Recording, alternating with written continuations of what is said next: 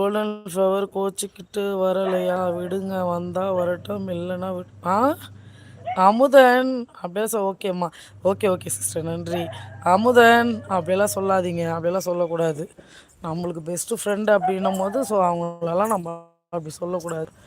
அவங்களாம் எனக்கு எவ்வளோ பிடிக்க தெரியுங்களா? நான் நல்லவங்க அவங்களாம். நம்ம ஏதோ ஒரு பிரச்சனைக்கு நம்ம வரோம் லைவில், நம்மக்கிட்டலாம் அவங்க பேசணுன்னு ஒன்றும் கிடையாது. அவங்களாம் நம்மக்கிட்ட மதித்து பேசுகிறாங்க.